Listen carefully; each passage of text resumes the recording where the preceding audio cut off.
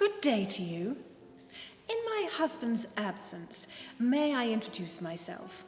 My name is Mrs. Mary Crompton, and before you inquire, yes, my husband is related to that great man of Bolton, Samuel Crompton.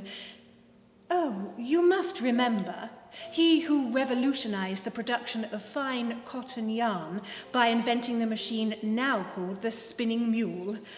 Oh, my husband could discuss the mechanics, should you wish to know. That was some 90 years ago, and his creation laid the foundation for the prosperity of Bolton. Poor Samuel, in his lifetime, received very little financial reward or recognition, save for his followers here in Bolton. But as my husband said, such is the lot of the pioneer. Oh, I'm not related to Samuel Crompton, except by accident of marriage. And truth be told, my husband is only a distant relative, but as he said, it does no harm to trade on the name. I'm not from Bolton myself, perhaps you could have guessed, but I am proud to call it my home. My family aren't in industry. I am a daughter of one of the oldest families in the county. My father is a baronet. We have a great country house and estate, far from the dark satanic mills, as Papa calls them. Although he may mock industry, my father clearly saw the advantages of a union between this new and exciting world of invention and profit and the old world of land and tradition. I have been happily married some 20 years now, and I have watched my husband's business slowly grow, although his endeavours have not been without disappointment and near disaster.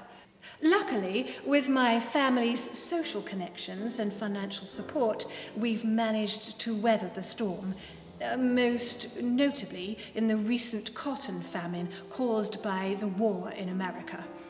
Fortunately, the supply of raw cotton has returned, and so spinning and weaving has picked up. But my husband says we must always be on the lookout for what the future may hold. Most people, I think, assume that the life of a mill owner's wife is one of endless leisure and therefore idleness and boredom. While that might be true for some of my class, I have always believed that the devil makes work for idle hands, and so I've endeavoured to involve myself, where appropriate, in the work that my husband undertakes and to improve the lives of the workers in his employ. As such, I sit on a number of committees and a number of charitable associations for the relief of the poor. I suppose there may be some that would suggest, unkindly, I would note, that hardly constitutes work in the sense of standing in front of a spinning mule for 10 hours, but I hope that my endeavours may bear fruit which will be to the general good of all. My husband has sat on the sanitary board to improve the drains and the sewage and to provide better supplies of water in the town. He also sits on the board of the Guardians for the Poor and has played his part in local government as a magistrate and a town councillor. We like to involve ourselves in all manner of Bolton affairs. Take, for instance, the opening of the town's new park 4 years ago. This was designed with the worthy aim of providing employment in its construction and an open space with pleasant walks for exercise.